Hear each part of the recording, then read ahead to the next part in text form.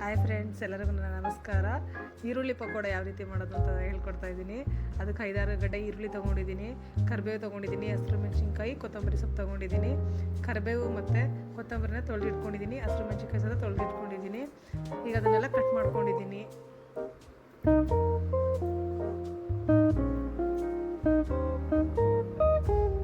ಎಣ್ಣೆ ಬಿಸಿ ಇಟ್ಕೊಂಡಿದ್ದೀನಿ. ಅಷ್ಟರೊಳಗಡೆ ಕಡ್ಲೆಟ್ ಕಲಿಸ್ಕೊಳ್ಳೋಣ. ಫಸ್ಟು ಕಡ್ಲೆಟ್ನ ಜಡಿ ಇಟ್ಕೊಂಡಿದ್ದೀನಿ. ಬೋಂಡಕ್ಕೆ ರುಚಿಗೆ ತಕ್ಕಷ್ಟು ಉಪ್ಪು ಹಾಕ್ಕೊಂಡಿದ್ದೀನಿ, ಸ್ವಲ್ಪ ಸೋಡಾ ಹಾಕ್ಕೊಂಡಿದ್ದೀನಿ. ಕಡ್ಲೆಟ್ ಹಾಕ್ಕೊಂಡು ಇವಾಗ ಮಿಕ್ಸ್ ಮಾಡ್ಕೊಳ್ಳೋಣ. ನೀರು ಹಾಕ್ಕೊಂಡು ಮಿಕ್ಸ್ ಮಾಡ್ಕೊಳ್ಳೋಣ. ಜಾಸ್ತಿ ತೆಳ್ಳಗೆ ಮಾಡ್ಕೋಬೇಡಿ, ಗಟ್ಟಿಗೂ ಮಾಡ್ಕೋಬೇಡಿ, ಒಂದು ಹದದಲ್ಲಿ ಇರಲಿ.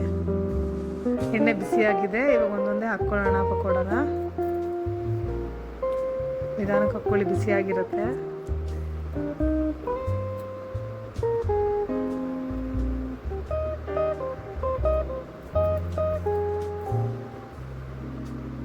ಒಂದು ಸೈಡ್ ಬೆಂದಮೇಲೆ ಇನ್ನೊಂದು ಸೈಡು ಟರ್ನ್ ಮಾಡಿ ಹಾಕ್ಕೊಳ್ಳೋಣ. ಹೈ ಫ್ಲೇಮಲ್ಲೇ ಇರಲಿ, ಲೋ ಫ್ಲೇಮ್ ಮಾಡ್ಕೋಬೇಡಿ. ಲೋ ಫ್ಲೇಮ್ ಇದ್ದರೆ ಎಣ್ಣೆ ಕುಡಿದ್ಬಿಡುತ್ತೆ. ಈಗ ಬೆಂದಿದೆ, ತಕ್ಕೊಳ್ಳೋಣ. ನೋಡಿ ಎಷ್ಟು ಚೆನ್ನಾಗಿ ಬಂದಿದೆ. ನೀವೊಂದ್ಸಲ ಟ್ರೈ ಮಾಡಿ ನೋಡಿ, ಹೇಗೆ ಬಂತು ಅಂತ ನನಗೆ ಕಮೆಂಟ್ ಮಾಡಿ.